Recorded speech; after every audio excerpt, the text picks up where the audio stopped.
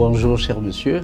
Pour la dernière fois, nous avons eu déjà à discuter de ces questions, notamment de la procédure des poursuites qui avaient été intentées, ou bien qui sont intentées contre monsieur Guizou Bandama, dans le cadre des infractions douanières, en raison des faits qui se sont passés dans l'Outogoué, notamment à Lekoni, à la frontière de Kabala, puis à Lekoni, et notamment par rapport à sa garde à vue, Franceville, et puis finalement le jugement qu'il y a eu à Franceville, sur la base duquel nous avons fait appel, et nous sommes donc repartis pour plaider ce dossier le 16 décembre 2022 devant la cour d'appel de Franceville, ce qui a été une audience magnifique, très technique et avec beaucoup de détails sur le plan technique par rapport aux différentes infractions, puisque en ce temps-là également le ministère public avait également fait appel pour requalifier ces infractions douanières. Et la défense avait également fait appel, notamment sur un certain nombre de points de droit pour lesquels nous avons estimé que le tribunal aurait pu aller normalement jusqu'au bout de la logique, jusqu'au bout, parce qu'il fallait tirer les conséquences des constatations que le tribunal avait faites. Donc voilà à peu près ce qui a été, et que je suis disposé à répondre à vos questions si vous estimez qu'il est nécessaire que par ailleurs nous puissions apporter quelques explications supplémentaires.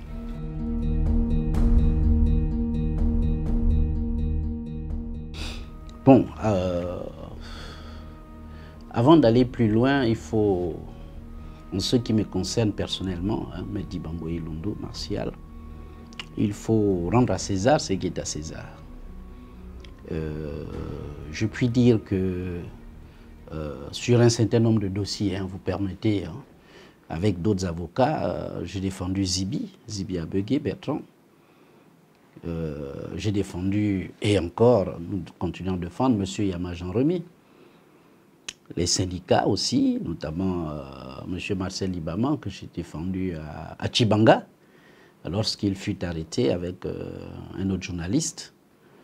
Et l'affaire s'était également développée devant la cour d'appel de Mouila également. Et la cour d'appel de Mouila avait au final relaxé M. Libama et le journaliste qui avait été arrêté avec lui à Tchibanga. D'ailleurs, ils ont passé quelques semaines à la prison de Mukouti à Tchibanga à cette époque-là. Il est important donc de signaler que tout ceci n'est pas le fait du hasard. Que nous puissions défendre ces personnalités, telles que également M. Wada Blaise, qui également a pu s'en sortir après une saisine de la Cour de cassation. Il avait été condamné à 20 ans et après la saisine de la Cour de cassation, cet arrêt avait été annulé et il a recouvré immédiatement la liberté. Donc, ça fait longtemps que nous sommes dans des procédures d'une certaine complexité, mais nous allons toujours jusqu'au bout de nos procédures, Et en cela, il faut remercier nos maîtres, ceux qui nous ont mis à l'étrier. Moi, par exemple, c'est grâce à Maître Diop Ongouero, un ancien du barreau, qui a prêté serment en 1970. Et en 1971, il passait au grand tableau. Il a été un de mes professeurs de droit.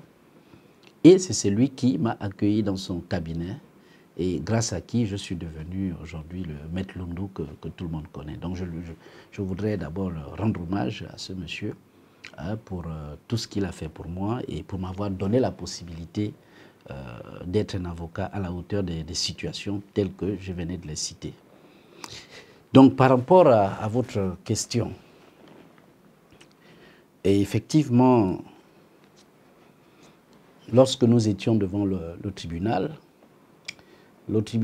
avait rendu un jugement, malheureusement pour nous, qui rejetait la nullité du procès verbal de saisie des fonds que nous avons querellés devant le tribunal de Franceville, mais qui avait finalement disqualifié les délits d'importation des biens ou des marchandises prohibés, en contrebande de marchandises prohibées et en crime de blanchiment de capitaux.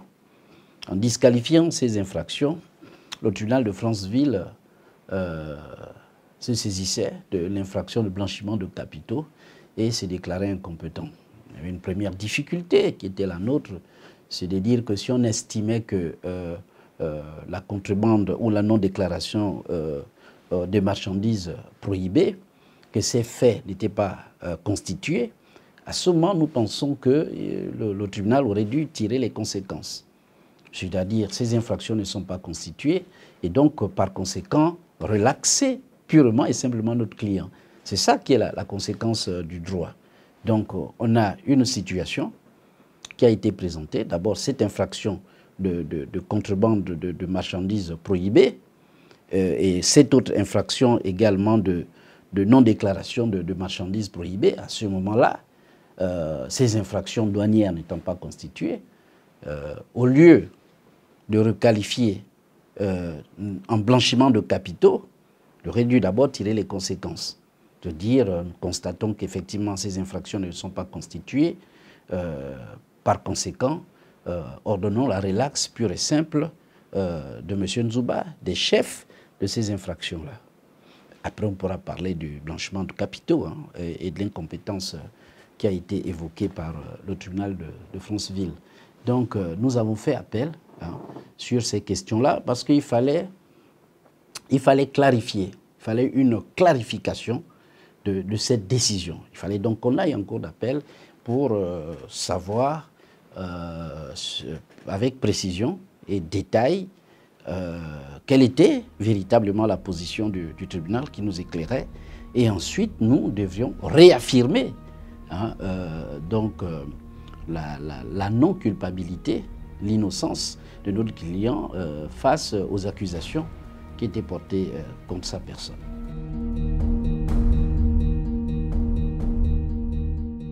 Bon, il faut que nous puissions être clairs. Il faut que nous puissions être clairs. La distinction est importante. En m'inspirant de Max Weber dans son ouvrage Le savant et le politique, il importe de faire la distinction entre la politique et toute autre matière. À partir du moment où nous sommes dans le domaine juridique et judiciaire, en tant que professionnels du droit, nous nous intéressons à la question juridique et judiciaire. Et nous ne mêlons pas, les deux matières, la politique et le droit, parce que ces deux matières se repoussent. C'est-à-dire que si nous, au lieu de débattre de la question juridique, que nous débattions de la question politique, nous serions hors sujet. Je pense que à Dieu ce qui est à Dieu et à César ce qui est à César. C'est-à-dire que la politique pour les hommes politiques et le droit et les procédures pour les praticiens du droit que nous sommes. C'est possible qu'il puisse avoir une connotation politique parce qu'on voit des journaux qui disent un certain nombre de choses.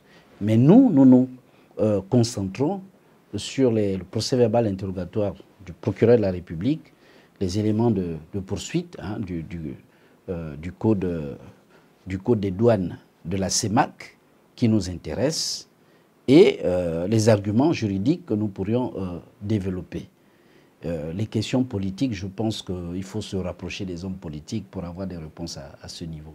Parce que nous ne nous intéressons vraiment pas aux questions politiques. Nous restons attachés à la procédure, du début à la fin.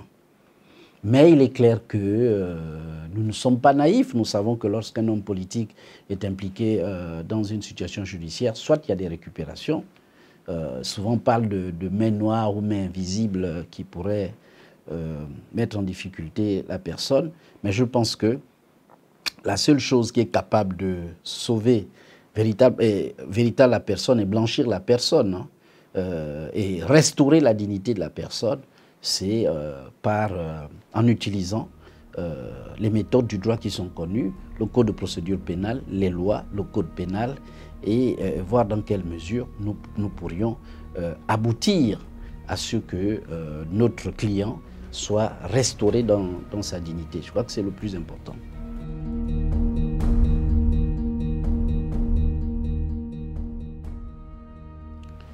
Les dossiers qui marquent dans une carrière, notamment, je vais revenir sur notre dossier, mais le dossier Wada Blaise, c'est l'un des premiers dossiers que nous avons défendus qui était très difficile. C'était un dossier extrêmement difficile.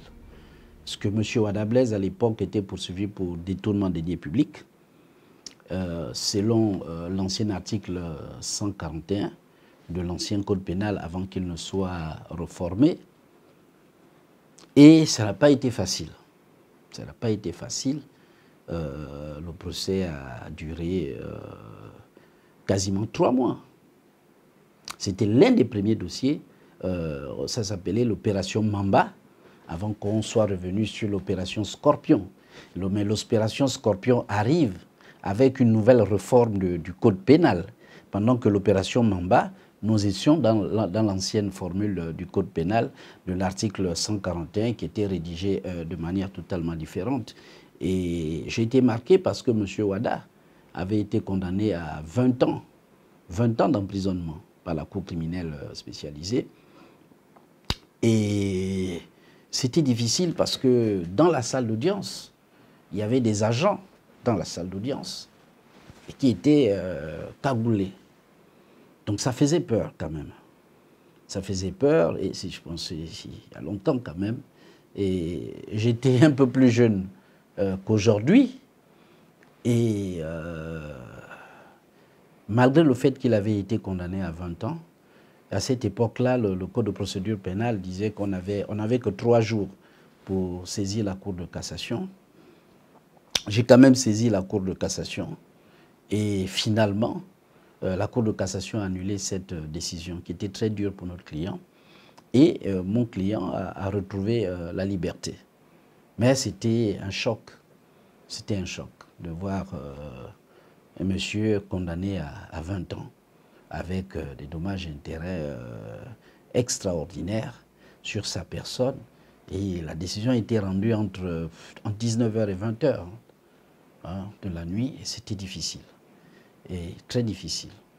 Dieu merci, j'ai fait un recours. Le lendemain, je suis venu déposer la déclaration de pourvoi, ensuite les mémoires ampliatifs. Et finalement, la Cour nous avait donné raison parce que je pense qu'il y avait une violation, une atteinte à la procédure. La démarche qui avait été suivie entre les enquêtes préliminaires, les procès-verbaux, l'instruction et le renvoi du dossier devant la Cour criminelle spécialisée. Sur la forme, il y avait beaucoup d'irrégularités que nous avions relevées devant la Cour de cassation et que finalement la Cour de cassation a annulé la décision. Dieu merci que j'ai foi en la justice de notre pays, parce que beaucoup me disaient c'est pas la peine de faire un pourvoi en cassation, c'est une affaire politique, il est cuisiné, il va pas s'en sortir. Mais moi j'avais foi en la justice. J'ai toujours eu foi en la justice et aux autorités judiciaires, toujours. Quelle que soit la pénibilité de la décision, j'ai toujours été objectif et positif. Donc je n'ai pas hésité à saisir la Cour de cassation. À cette époque, il n'y avait pas encore de loi qui interdisait certains avocats d'ester en justice devant la Cour de cassation, parce qu'après, il y a eu une loi qui est intervenue disant que si on n'avait pas plus de 10 ans au grand tableau, on ne peut plus saisir la Cour de cassation. Mais à cette époque, il n'y avait pas cette barrière, donc j'ai réussi à saisir la Cour de cassation et j'ai obtenu une décision magistrale qui a permis à mon client de recouvrer la liberté. Mais je vous assure, ça a été très dur, très très dur.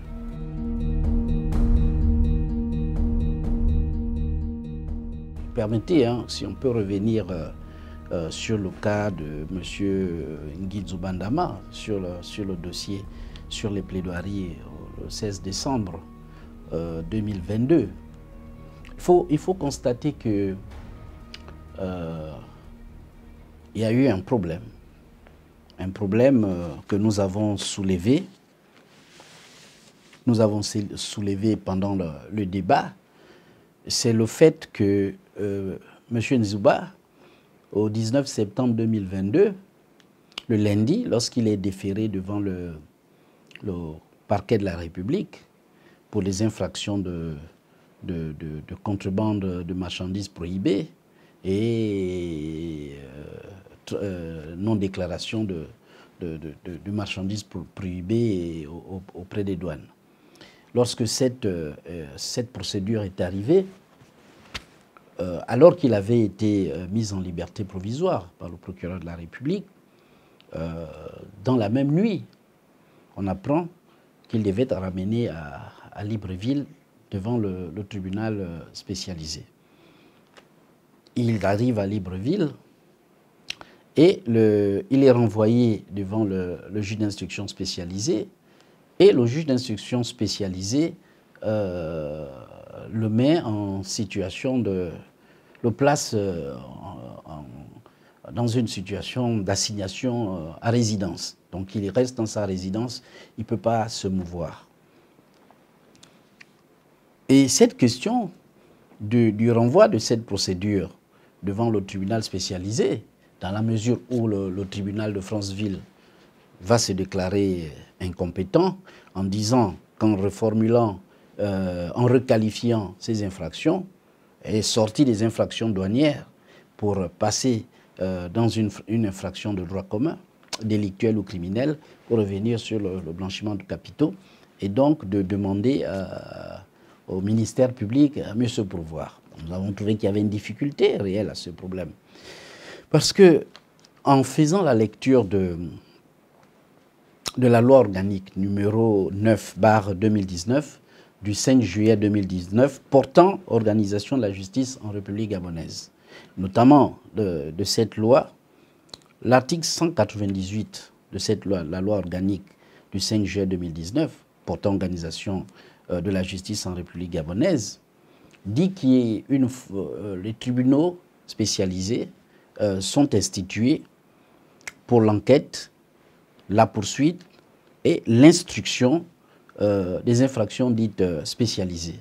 Parce qu'il faut qu'on essaie de comprendre pourquoi nous avons contesté le fait que le dossier de notre client soit renvoyé devant le tribunal spécialisé à Libreville. Il faut qu'on comprenne pourquoi nous avons relevé cette irrégularité. Nous avons relevé cette régularité non seulement sur la base de la loi organique numéro 9/2019 du 5 juillet 2019, sur l'organisation de la justice en République gabonaise, et notamment sur l'article 199 de cette loi. Là, on est sur la loi qui organise donc la justice en République gabonaise, mais ensuite le code de procédure pénale, sur la base des articles 435 et suivants, va reprendre cette loi-là, sous la même forme.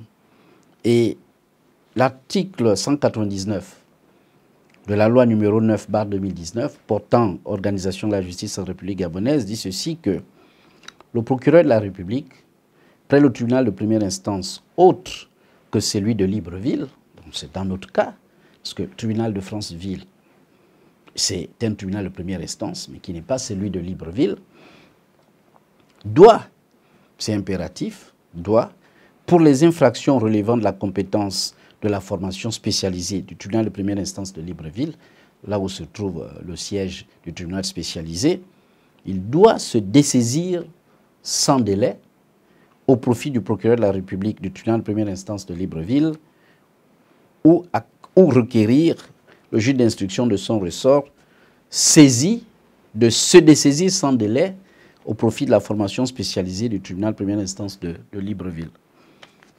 Donc, c'est cette loi qui a institué la formation spécialisée et qui ordonne, qui demande au procureur de la République, qui se retrouve dans un ressort territorial autre que celui du tribunal de première instance de Libreville, lorsqu'il est en présence d'une infraction dite spécialisée, de se dessaisir du dossier. Alors, Premièrement, dans notre cas, les procès-verbaux qui avaient été renvoyés au ministère public comportaient des infractions douanières, donc du code douanier de la CEMAC, notamment la non-déclaration de marchandises prohibées et le transport illégal de fonds et la contrebande de marchandises prohibées. Ce sont des infractions qui sont donc qualifiées par le code des douanes de la CEMAC. Donc ce sont des infractions douanières qui sont donc relevées au moment du passage d'une personne venant d'un autre espace, d'un autre territoire de l'espace CEMAC pour aller dans un autre espace, comme c'est le cas. Premièrement, dès lors que ces infractions ne sont pas des infractions dites spéciales, elles ne font pas partie des infractions telles que le blanchiment de capitaux, l'association de malfaiteurs, le détournement de deniers publics, la corruption, la concussion, toutes ces diverses infractions qui sont exclusivement réservées aux tribunaux spécialisés. Donc, première incongruité, nous avons des infractions qui sont des infractions douanières. D'ailleurs, le procès verbal qui avait été repris par le ministère public, par le procureur de la République, c'était le procès verbal dressé par les douaniers eux-mêmes. Procès verbal de saisie dressé par les douaniers qui précisait effectivement les infractions reprochées à notre client. Donc, les infractions reprochées à M. Nzouba Ndama. Première incongruité, n'étant pas des infractions dites spéciales, notamment le blanchiment de capitaux, le détournement, la concussion, l'association de malfaiteurs et tout ça, ne faisant pas partie de ces infractions-là, le tribunal spécialisé ne pouvait être compétent en la matière.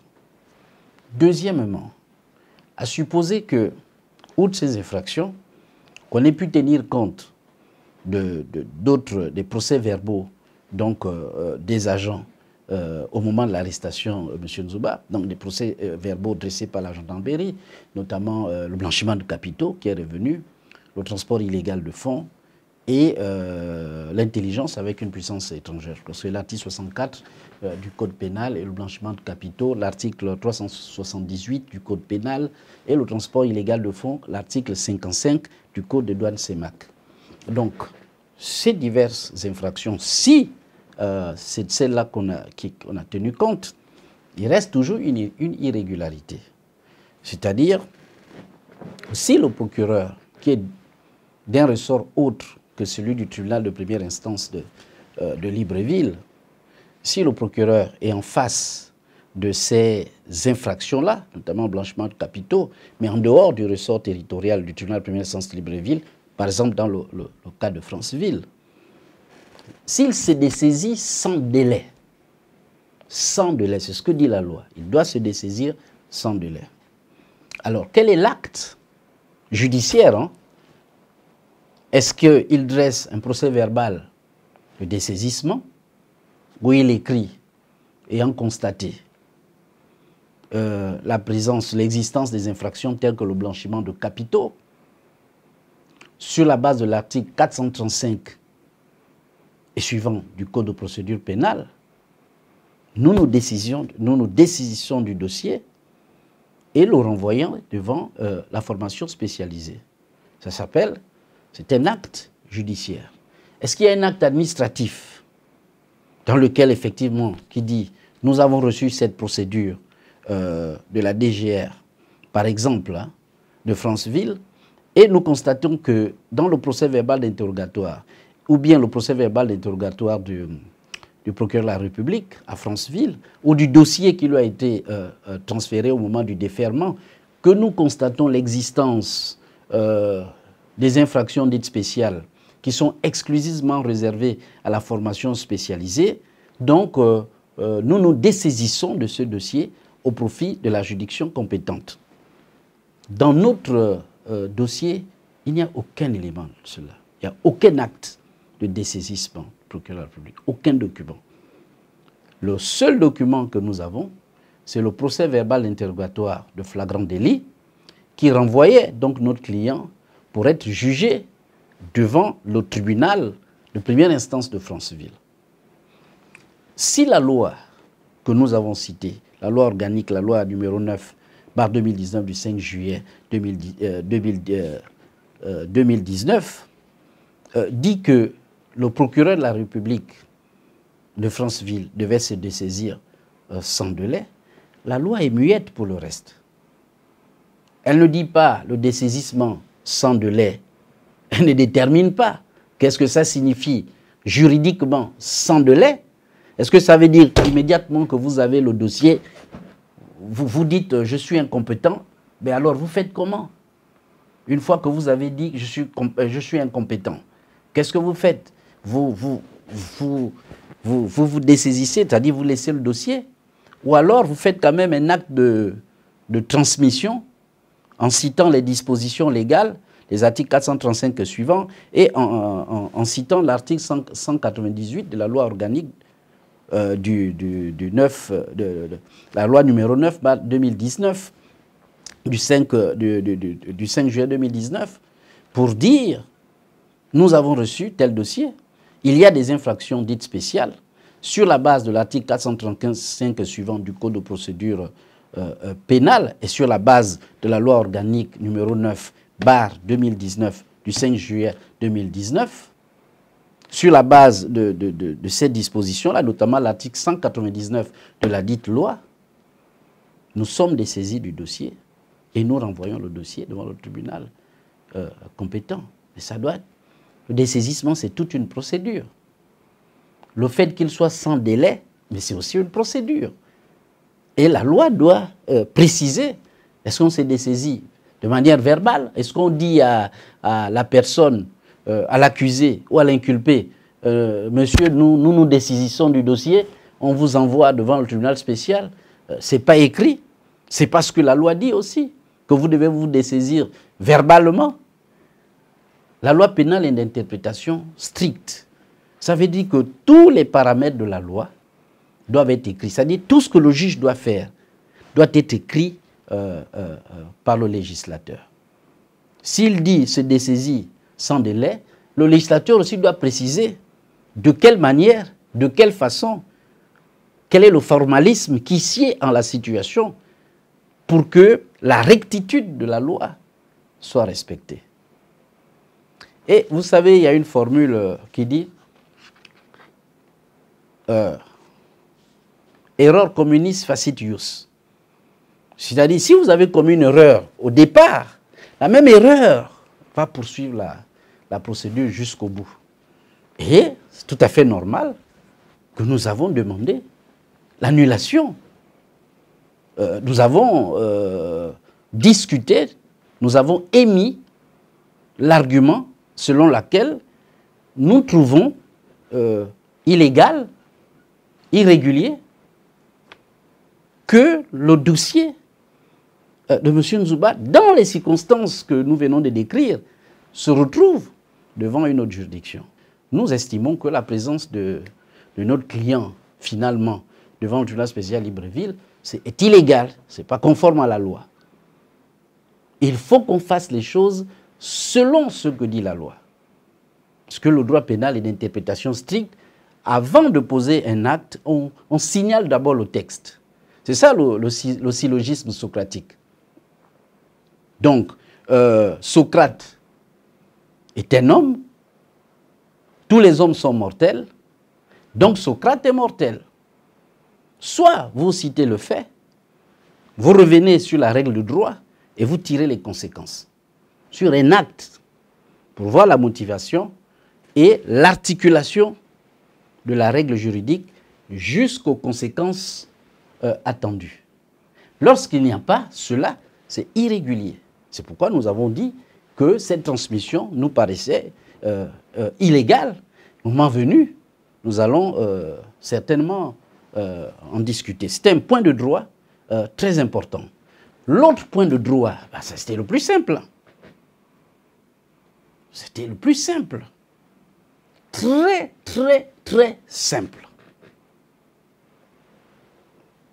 Est-ce que, dans le contexte de la CEMAC, dans le contexte de l'UMAC l'Union monétaire d'Afrique centrale, dans le contexte de la communauté des États d'Afrique centrale,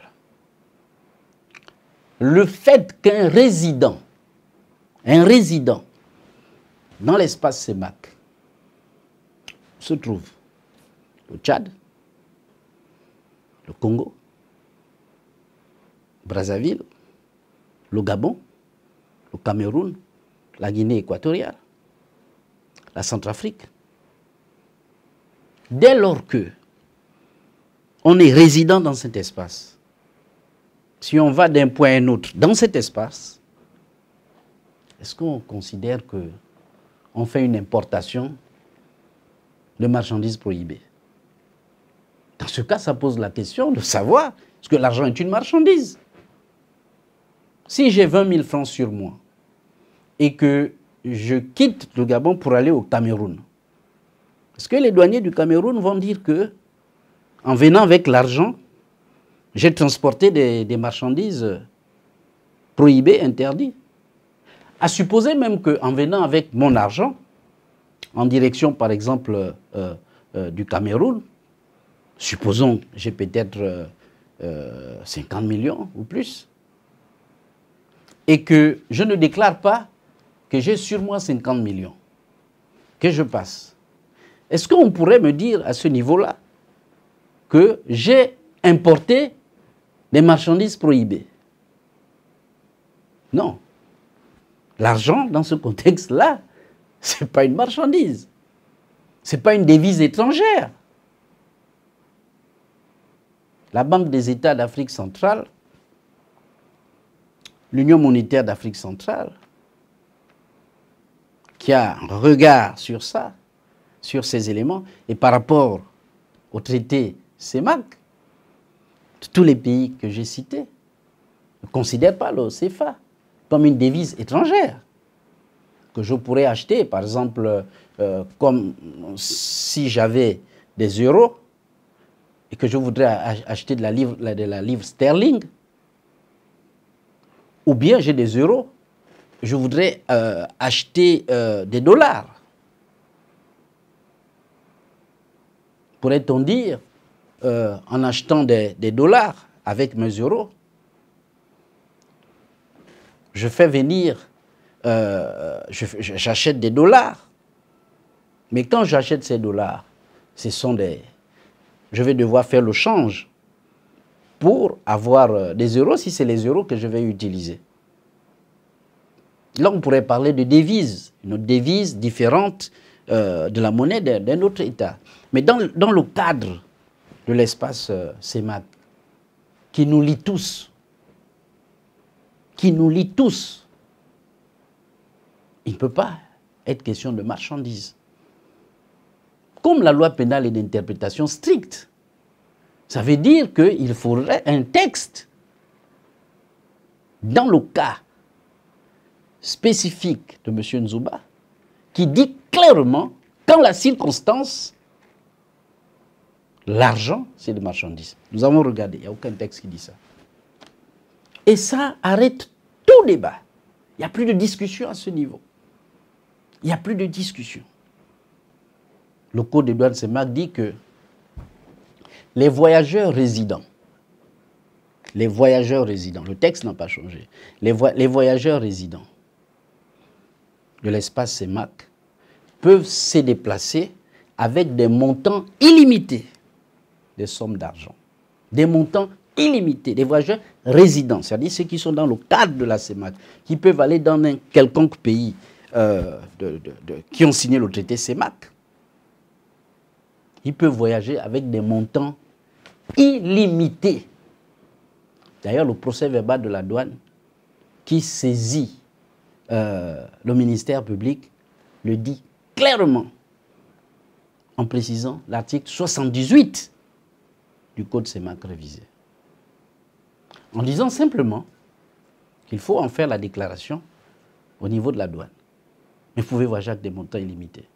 Et si la déclaration n'a pas été faite, si c'est le cas, si c'est un contexte comme celui-ci, vous avez quelques amendes à payer à la douane. C'est tout. Le problème, la problématique, c'était simplement ça. On ne peut pas importer, supposons, on ne peut pas importer de l'argent alors qu'on est dans un espace communautaire. Si un Italien va en France, ou comme un Français va en Allemagne, s'il transporte des euros, on ne peut pas dire qu'il transporte des marchandises prohibées. Ce qui est prohibé, c'est ce qui est interdit. Le fait de circuler avec de l'argent, ce n'est pas interdit. Et si on transporte des cargaisons d'habits, de vêtements, de boissons et autres, des produits manufacturés, c'est ça les marchandises. Si vous transportez des produits manufacturés, de biens divers et autres, et que vous avez aussi de l'argent, si vous arrivez à la douane, on ne va pas vous dire que l'argent que vous avez est assimilé aux produits manufacturés que vous avez. Est-ce que l'argent, c'est un produit manufacturé? Est-ce que ça fait partie des biens et autres marchandises? Non. Tout le problème est là. Parce qu'on a eu l'importation comme infraction, l'importation des marchandises prohibées. Il n'y a pas de marchandises qui ont été importées. Ensuite, il y a eu le problème de la vérification du contrat de vente du terrain de M. Nzouba. On lui a posé la question pourquoi, au moment de votre arrestation, vous n'avez pas évoqué cela. Mais il a été très clair. M. Nzouba a dit qu'il s'est senti attaqué.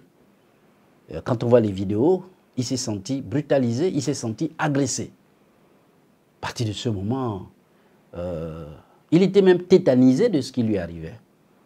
On va passer outre les vidéos qui ont été faites, il est filmé, il est assis, on met de l'argent par terre. Il est choqué par ce qui lui arrive.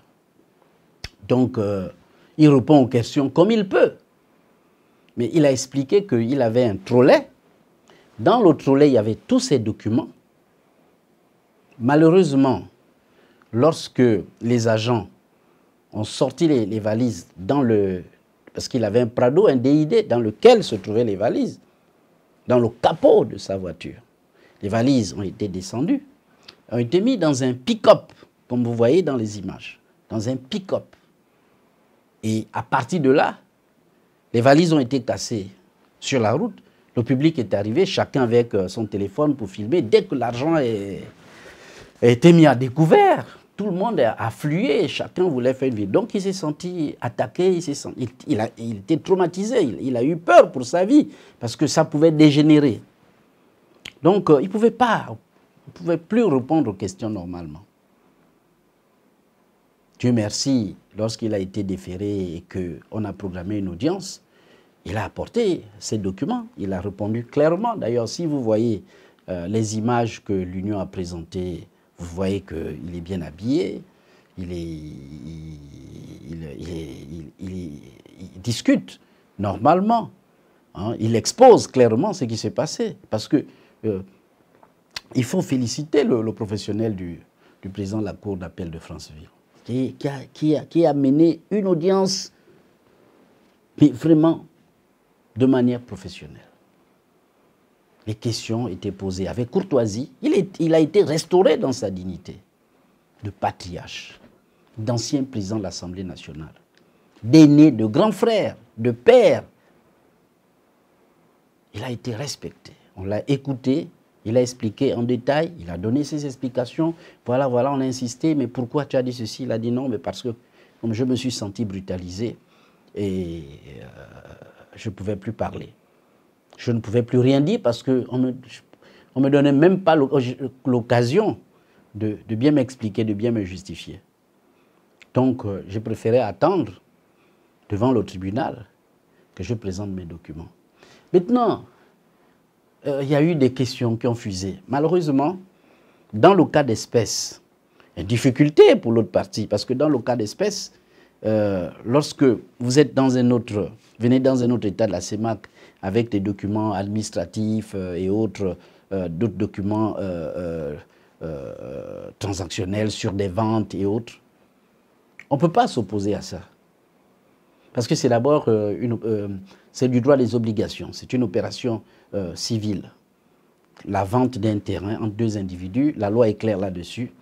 C'est l'article 1134 du Code civil ancien qui dit que les conventions légalement formées tiennent lieu de loi à ceux qui les ont faites. Ensuite, il y a l'article 1156, toujours du Code des obligations, du Code civil ancien, qui parle de l'effet relatif des conventions. C'est-à-dire, lorsque deux personnes ont fait leur contrat, ils sont les deux à remettre en cause leur convention ou pas. Une tierce personne ne peut pas interférer dans la vente.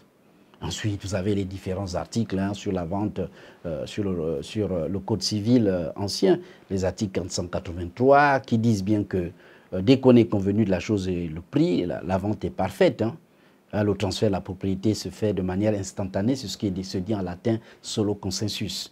Donc, à ce niveau-là, il n'y a vraiment pas de problème.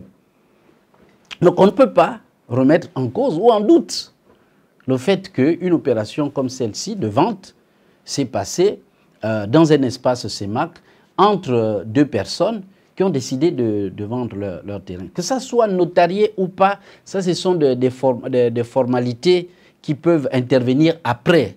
Mais le transfert de propriété, la discussion ne regarde que les deux personnes. Et les traités font que, je prends l'exemple de l'Europe, si vous avez fait des documents en Italie, la France va en tenir compte de ce document parce que c'est dans l'espace de l'Union européenne.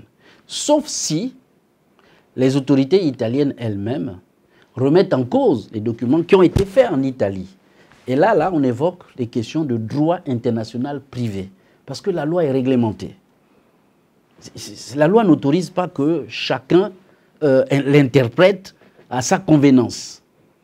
Les lois sont établies pour. Trivialement, on dit que la loi est l'expression de la volonté générale, mais plus simplement, elle est votée par le Parlement et traduite en texte, en code et autres procédures. Mais elle est d'abord votée par le Parlement, par les représentants du peuple, par les députés. C'est ça le sens de la loi, l'expression de la volonté générale. Après, on peut avoir des lois organiques, des lois ordinaires, ainsi de suite. Mais la loi, c'est elle qui régularise tout et qui régule les situations. Elle régularise, elle régule les situations. Donc nous, on ne peut pas dire que les documents que vous présentez ne sont pas sincères. Sur quelle base on peut se permettre? Il s'agit d'une convention, d'un contrat de vente. Il y a l'article 134 qui va s'imposer, qui dit que les conventions légalement formées tiennent lieu de loi à ceux qui les ont faites. C'est entre les deux parties. Seulement, personne ne peut intervertir. Sauf si l'une d'elles dit « je ne suis pas d'accord avec cette vente ». Là, d'accord, là, les juridictions peuvent dire « il y a une contestation ». Sans ça, on ne peut rien.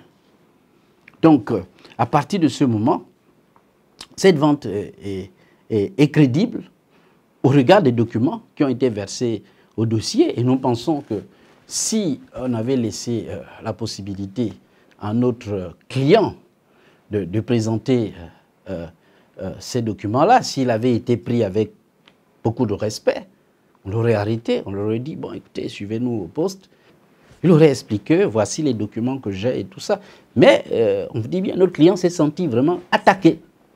Il s'est senti attaqué et tout ça, ça n'a pas permis qu'il y ait entre les agents et lui, qu'il y ait une discussion qui soit, comment dire, non seulement franche, mais qui soit, active entre les parties, qui soit active et intelligible et compréhensible, puisque l'un se sent attaqué. On lui a arraché des effets qui étaient dans son véhicule, on ne l'a pas laissé le temps de s'expliquer.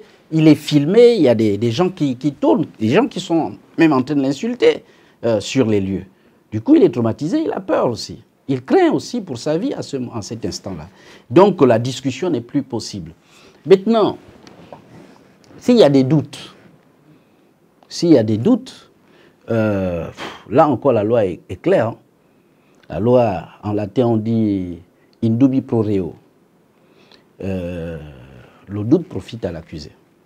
Si moi, l'accusateur, le ministère public, sur la formule actori icumbit probatio, c'est-à-dire que c'est celui qui accuse qui doit en apporter la preuve, si moi qui accuse et qui poursuit, je commence à douter de ce qu'on me dit, mais cette formule va s'appliquer à moi.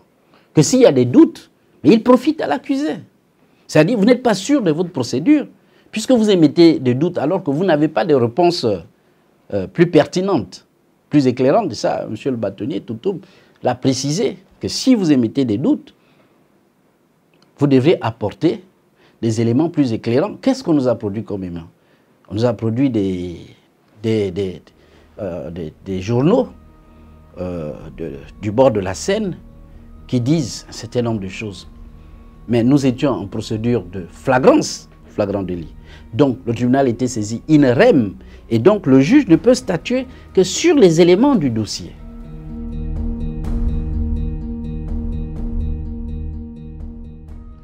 Ben, le mot de la fin, s'il y en a un, c'est que nous, comme je vous l'ai dit, hein, moi personnellement, j'ai toujours fait confiance à la justice de mon pays. Je n'ai jamais douté un seul instant. Ça va peut-être vous étonner, mais je n'ai jamais douté un seul instant de l'indépendance du pouvoir judiciaire. Jamais douté. Même dans les situations les plus difficiles, où j'ai pu parfois être choqué, parfois embarrassé, mais j'ai souvent eu confiance à notre justice. C'est vrai que Maître Vergès a pu dire que, selon l'ordre public du moment, la justice peut faire d'un coupable un innocent et d'un innocent un coupable. C'est une formule de Maître Vergès. Mais j'ai toujours, selon Rabelais, pensé que il vaut mieux 500 coupables en liberté qu'un seul innocent qui soit emprisonné. Parce que la liberté, elle est fondamentale. Et que, naturellement, c'est le droit doit primer. Le droit doit primer. Et pour leur dire, toujours, mais cette fois-ci avec Jean-Jacques Rousseau, toujours, que le plus fort d'un jamais s'efforce pour être toujours le maître, s'il ne transforme sa force en droit et l'obéissance en devoir. Ça veut dire que la loi, elle est toujours suprême, elle est au-dessus. Quelles que soient les appréhensions que nous pouvions avoir, c'est la loi qui doit primer. Et donc, en conséquence de quoi, si je n'avais pas foi à la justice de mon pays, je ne pouvais pas prendre des dossiers aussi compliqués. Je ne pourrais pas prendre des dossiers aussi difficiles. Parce que je me dirais, les dés sont pipés, les carottes sont cuites. Mais je n'ai jamais un seul instant douté de la transparence juridique. Et je pense avoir raison. Je pense avoir raison. Parce que je pense que M. Ouada a obtenu la liberté. Je pense aussi que le dossier de la clam-geste que j'ai plaidé récemment, ça a été percutant. Et que quand même nous avons pu obtenir quelque chose. Et il y en a d'autres dossiers comme ça, qui j'ai plaidé, des situations extrêmement difficiles, mais où la justice a réussi à restaurer les gens dans leur dignité et à restaurer la personne accusée dans son innocence, dans son innocence, et avoir restauré la dignité de ces gens-là. Mais si vous pouvez permettre, mais en réalité, ce n'est pas nous les héros de cette affaire. Monsieur Ngidzu Bandama, nous pensons qu'il est le héros de cette affaire. Son humilité nous a impressionnés. Le calme, l'écoute. Et à la fin, il a donné un proverbe. C'est vrai que j'ai lancé comme pic au ministère public, ce qui est d'une de nos paroles bantou, comme formule, que si vous me lancez un porc-pic, nous on vous lancera également un régime de noix de palme, parce que le porc-pic et le régime de noix de palme ont tous des épines. Bon, dans la discussion technique, on se lance parfois des pics pour raviver le débat. Et M. Nzouba, lui, il a eu un proverbe tout simple. Il a dit Si je suis aujourd'hui le coq dont on a coupé la tête pour cuire, mais demain, qui sera le régime de banane? Parce que si on coupe le coq, il faut savoir que le régime de banane va suivre. C'est une formule bantou, hein, qui signifie simplement ne faites pas aux autres ce que vous ne voulez pas qu'on vous fasse.